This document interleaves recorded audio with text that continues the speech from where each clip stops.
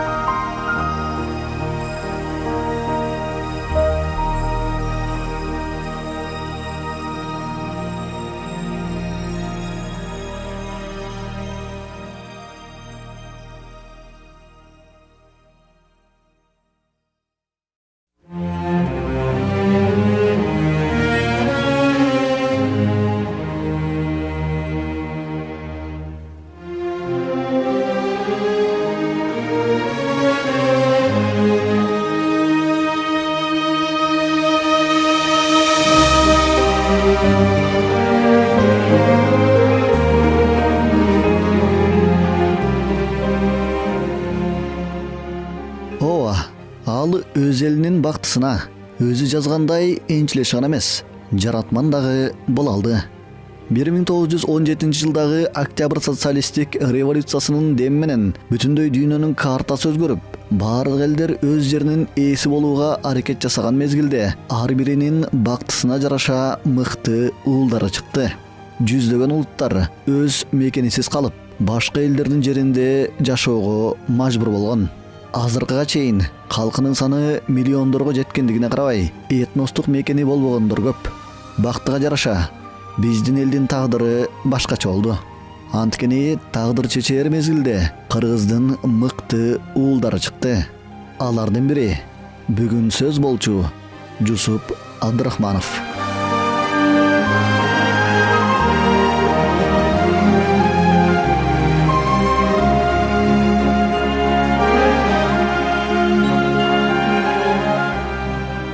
Лидер деген ар түрдүү да. Бир мекеменин лидери бар, мындай айтканда. Мына бүгүнкү караганда райондун лидери бар, областтын лидери, мамлекеттин лидери деген. Мамлекетте дагы президенттер абдан көп.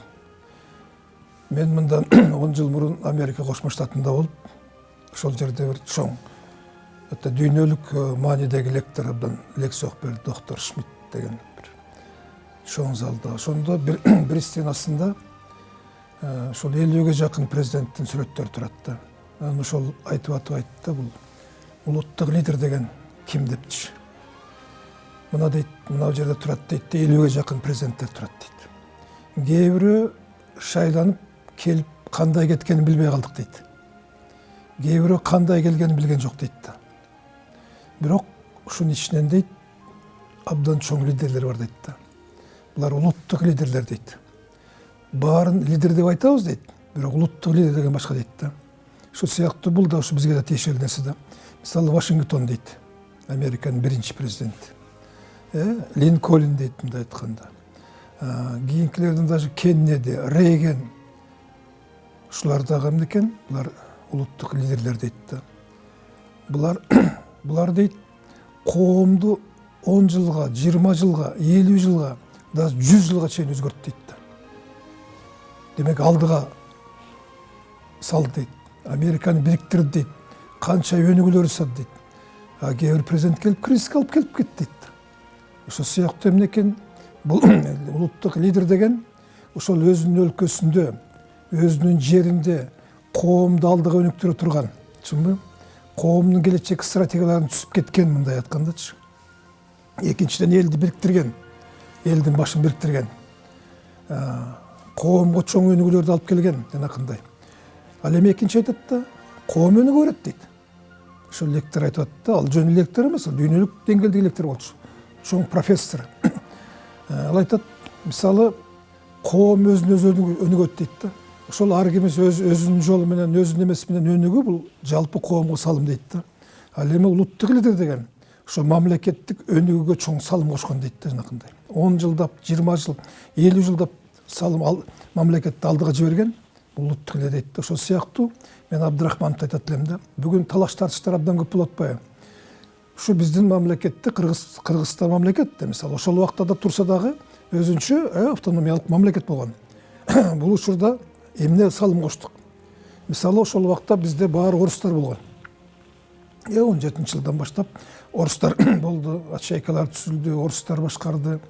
Анан жанакы 26-жылы биринчи премьер-министр болуп, мындай бүгүнкү айтканда ошол автономиянын биринчи премьер-министри болуп Дусман Абдрахманов келди. Буга чейин бул 26 жаштагы жаш жигит. 26 жаш деген бул мындай карасаң оңой эмес, мындай карасаң кичээки эле бала. Бирок ага чейин Абдрахманов эмнени гана көргөн жок. Туземский мектептерде окуду, кат тааныды, окуганды үйрөндү, үркүнгө барып келди, чынбы? Кызыл армиянын катарына кошулду, андан чыкты, Ленин менен кезикти, чынбы? Москванын жанакы мындай айтканда, кийинки Субалиевдер, мына Масалиевдер дагы СКда институт болуп иштеген. Бул да ошондой школадан өттү, чынбы? Казакстанда иштеди, Караколдо иштеди, Бишкекте иштеди. Ошентип бул школадан өткөн да.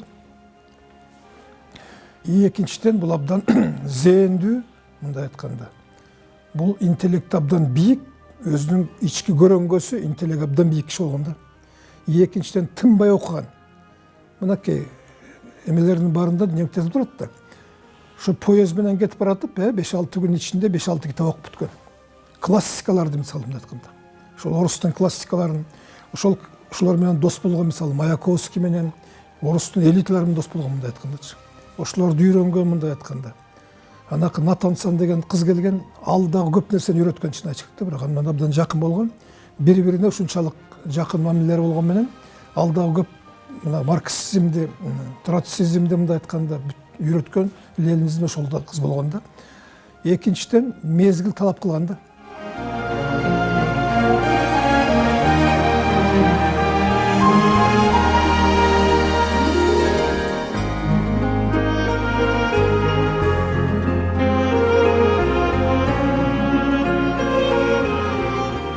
Абдрахманов Юсуп Абдрахманович. Туулган жылы декабрь 1901 жыл. Эмгек жолу. 1917 жылдын январынан июль айына чейин Каракол шаарында жеке адамдардын колунда батырак. Ошол жылдан июнь айында кожоюн менен кошо Верный деп аталган азыркы Алматы шаарына кетет. Ал жерде 18 жылдан майына чейин батырак котормочу болуп иштейт. 1918 жылдын майында Кызыл армиянын катарына аскер. 1919-20 жылдары бүткүл союздук Ленин комсомол уюмуна мүчө болот. 20-21 жылдары ошол эле мекемеде жоопту катчы болсо, 1921 жылы Талдыкоргон облустук аткаруу комитетинде жоопту катчы. 1922-23 жылдары Бишкек шаардык аткаруу комитетинде жоопту катчы. Андан кийин Каракол шаардык аткаруу комитетинде уюштуруу бөлүм жетектеген. 1923-24 жылдары Алматыда жайгашкан Жети Суу облустук аткаруу комитетинде бөлүм башчы. Андан кийин Ташкент шаарында жайгашкан Түркстан АССРнин Борбордук аткаруу комитетинде бөлүм башчы. Андан кийин Борбордук аткаруу комитетинин Ташкенттеги бюросунда бөлүм башчысынын орун басары. 1926 жылы Москвадагы Борбордук аткаруу комитетинин аппаратында инструктор. 1926 жылы Борбордук аткаруу комитетинин Ташкент бюросундагы экономикалык кеңеште президиумдун мүчөсү. Ошол эле жылы Фрунзеге келип, Кыргыз автономдуу республикасынын Борбордук аткаруу комитетинде төраганын биринчи орун басары кызматына дайындалат. Бир жылдан кийин Кыргыз АССРнин эл комиссарлар советинин председатели болуп, ал кызматта 1933 жылга чейин иштеген.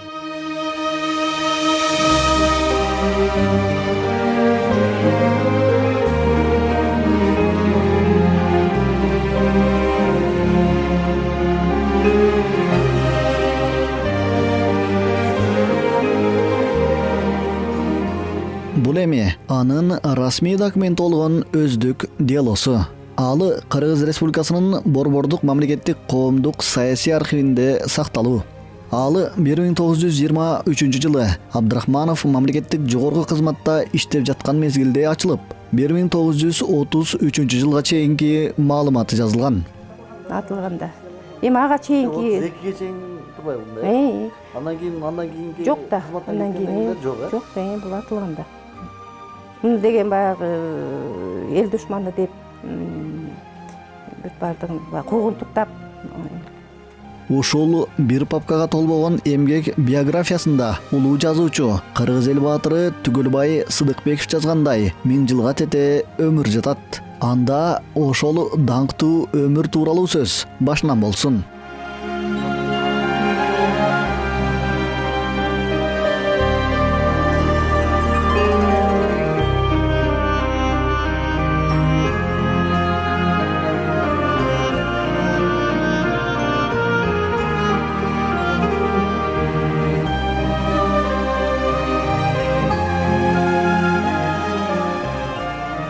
Жусуп Абдрахманов 1901 жылы азыркы Ысык көл районундагы Чиркей айылында туулган. Азыр ал улуу инсандын ысымы менен Абдрахманов аймагы деп айтылып калды. Дал ушул азыркы Жаркынбаев айылы улуттук лидердин кичи мекени.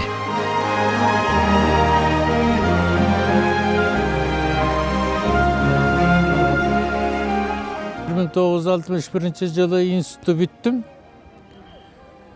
Андан кийин айылга келдим мугалим болуп.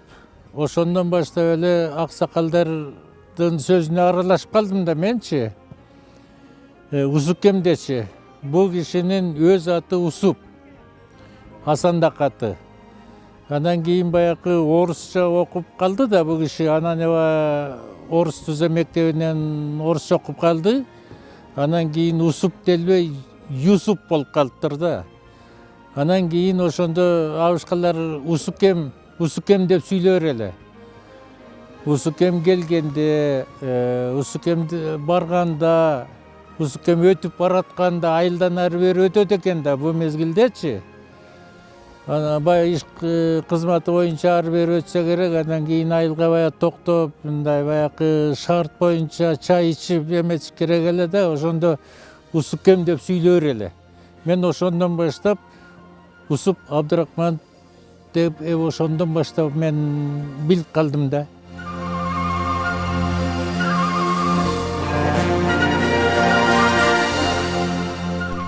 Жусуп Абдрахманов көлдөгү колунда бар үй бүлөнүн уулу болгондуктан ошол эле учурда атасы Абдраман дагы алысты көрө билип, баласын 1912 жылы жакын жердеги айылга орус түзем мектебине алып барат. Ошентип Жусуп араб тилинде каттанып, билимдүүлөрдөн болуп чоңоёт.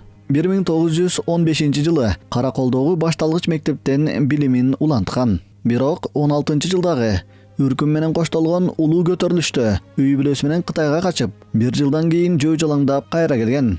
Ошондо атын-эсинен ажыраган Жусуп эниси Токо менен тоголок жетим калат. 1 жылдан кийин кайтып келген өспүрүм орусча билгендиктен Караколдогу гарнизонго атпагар болуп иштеп баштайт.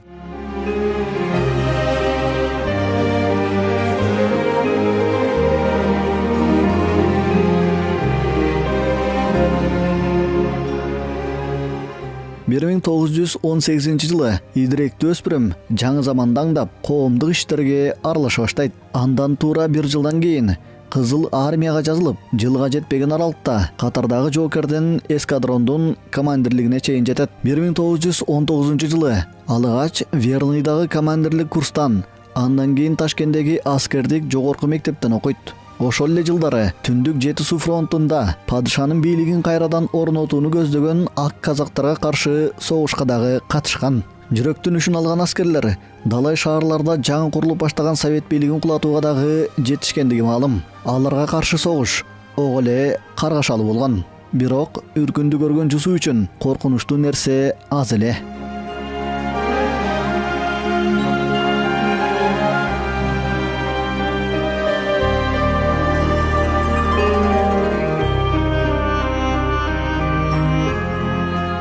Бир 1919 жылы алы партиялык советтик курулушту кыргыз жеринде орнотууга баш оту менен киришет. Анткени жаңы заманды куруу менен элдин көптөн күткөнү, далай жылдар эңсеп көксөгөнү ишке ашаарын жакшы билген.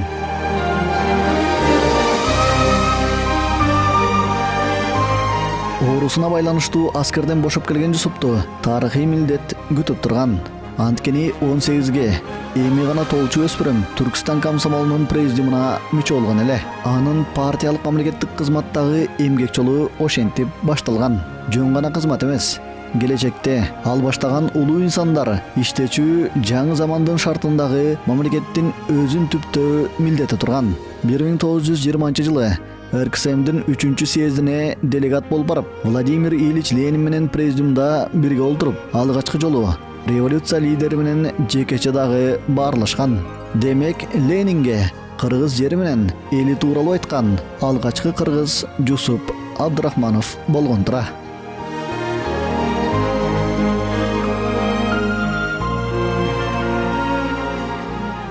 Дал ошол тарыхый жолугушуу болочоктогу башкы комиссардын дегеле кыргыз элинин тагдырындагы бурулуш окуя эле.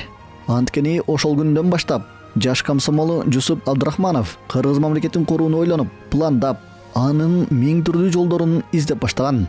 Кылымдар бою жердеп келген мекенде эми советтик системанын шартында жаңыча куруу керек эле. 1918-20 жылдары бүткүл союздук комсомолдун борбордук комитетин жетектеп турган Ефим Сейтлиндин чакыртуусу менен Жусуп Абдрахманов бир нече жолу Москвада болгон. Ошентип кыргыздын партиялык жетекчи кызматкери даярдала баштаган. Эми чындыгында бул кишилер бизге караганда чынында барды жагынан ушул 19 жашында жанагындай саясий ишке аралашып атпайбы, калыптанып калган кишилер да. Мезгил адамды мезгил тарбиялайт, мезгил калыптандырат. Биз ойлойбуз, ушинтип окуп атып жок, турмуш өзү тарбиялайт, мезгил тарбиялайт. Кичине зирек болсоң, кичине өзүңдүн мурдуңан алысты көрө албаган деп коюшат го, ошо мурдуңан алысты, 2 кадам алысты көрө ала турган болсоң, турмуштун агымын байкап, турмуштун агымына ылайыктап, жакшы жагын, анан турмуштун агымы кээде жаман жакка кызып кетет, кээде жакшы жакка кызып кетет. Ошо жакшы жагын баалап, баамдап, анан ошол жагына ооган болуш керек. Булар мезгил калыптандырган. Туура падышалык мезгилде билим алган, падышалык мезгилде жанагындай кызматтарга барган командирдин жардамчысы болуп, анан бирок бул кишилер ошол мезгилди көргөн. Падышалык Россиянын бөлөк элдерге каратылган мамилесин да көргөн, карым катышын көргөн. Анан кийинки жаңы боло турган замандын илебин көргөн. багытын көргөн, алар кылымда 100 жылдыкты алдын ала билген адамдар бар да. Мына Жусуп Абдурахманов эрки бар, позициясы бар, эч кандай саткынчылык ишке барбаган, бирок турмуштун агымын, мезгилдин агымын, коомдун агымын туура түшүнгөн, туура баалаган саясий ишмер,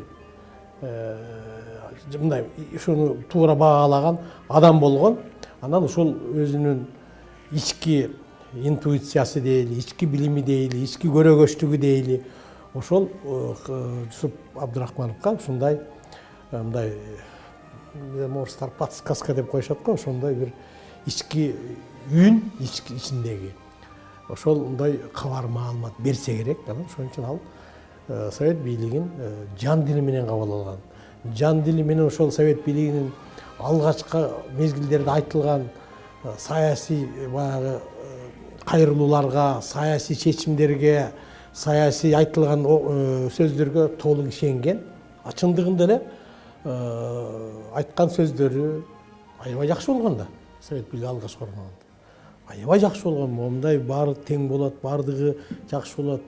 Кедей бай деген болбойт, эзүү деген болбойт. Баардыгыңар ушундай жакшынакай турмуш жашайсыңар, окуйсуңар, билим аласыңар, өнүгөсүңөр деген нерсени ал сөздөр жакшы болгон, ошого ыктаган болуш керек. Биз деле демократия заманы келгенде сонун болосуңар, эркин болосуңар, кыйкырып чыгасыңар, көчөгө чыкканга жарап каласыңар, мурда силерди кысып келген дегенде биз баары ошону колдободук, өзүбүз кол көтөрүп. Чындыгында мунун жакшы жаманын билбей туруп колдодук да. Балким демократия эгерде өзүнүн нугу менен, өзүнүн мындай бир ченеми менен берсе демократия жакшы болмок. Бизде анархия болуп калбадыбы? Көрдүңбү?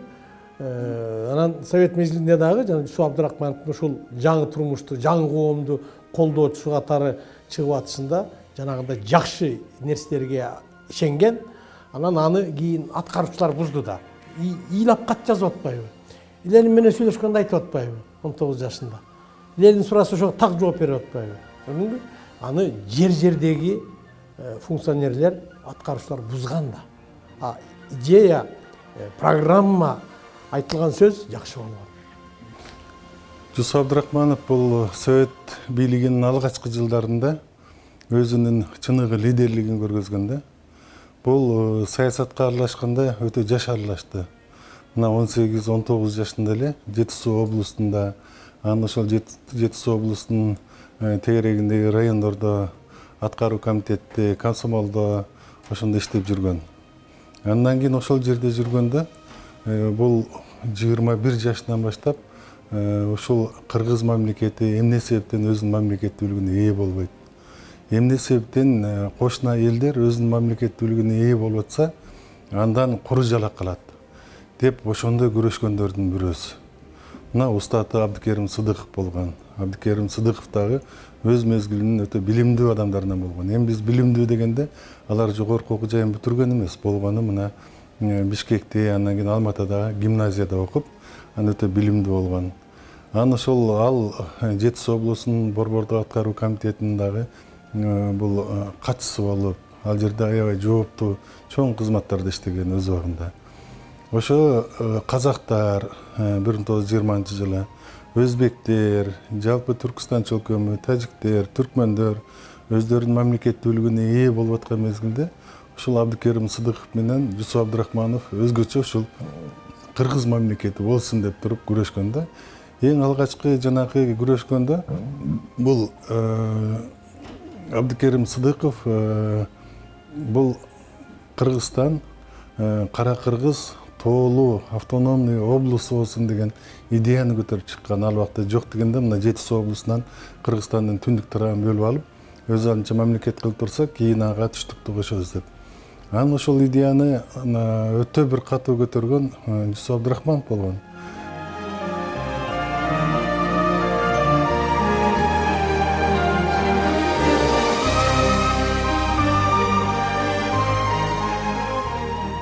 Ошентип, ал орус арасында өсүп, орус партизандары менен граждандык согушта бирге жүргөндүктөн партиялык кызматтарга эрте бышып жетилген. 1920 жылдын ноябрынан Жусуп Абдрахманов бүтүндөй партиялык ишке өтөт. Алгач партиянын Капал, Талдыкоргон уездерине шаар комитеттеринин жооптуу катчысы, андан соң Пишпек уездик шааркомунун уюштуруу бөлүмүнө башчы болуу менен Каракол уездик шааркомунун катчысы кызматындагы аркалаганы маалым.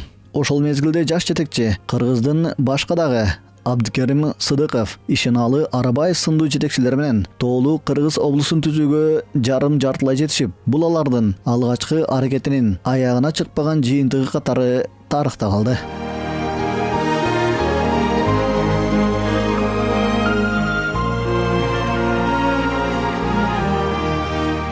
бир миң тогуз жүз жыйырма экинчи жылы Кара Кыргыз тоолуу облусун түзүүгө аракет жасап атканда ал болгону 21 жашта болгон. Бирок булардын баардыгы маселе чечилгенден кийин, атайын уюштуруу съездин өткөргөндөн кийин, баардыгы жай-жайына коюлгандан кийин ушул жерде жанакы Кудайкуловго окшогон, Бабахановго окшогон кыргыздын арасынан чыккан Ириткен, Абыке Көбөштүн урпактары деп койсок болот. Ошо кыргызга кас адамдар, кыргыз эли өзүнүн мамлекеттүүлүгүнө ээ болуштун кереги жок. Биз ошо Жети Суу облусунда эле Казак АСР, ал убакта Кыргыз АСР болуп турган, ошонун эле курамында жүрө берсек болот деген идеяны көтөрүшкөн. Аны ошол мезгилде казактардын айрым бир саясий элитасынын өкүлдөрү дагы колдогон. Натыйжада 1922 жылы ошол июнь айында курултай өтүп, баары чечилгенден кийин ошолордун улам Сталинге кайрылуусунун негизинде бир телеграмма менен бул Кыргызстандын алгачкы мамлекеттик түзүлүшү бул жокко чыгарылган. Андан кийин булар өзүнүн күрөшүн токтоткон эмес. Ошол күрөштүн улантып туруп 1924 жылы 14 октябрда бул Кара Кыргыз автономиялык облусу деген автономиялык макамдагы РСФСРдын курамында кыргыз мамлекетин өзүнчө мамлекеттик түзүлүш катары бөлүп чыгууга жеткен. Кыргыздарга өткөндө кут эки жолу түшкөн дешет. Биринчи кут Жусуп Абдрахманов болуп түшсө, экинчи жолку кут Исхак Разаков болуп түшүптүр. Бирок түшкөн кутту кут сыягындай күтүп албаптырбыз.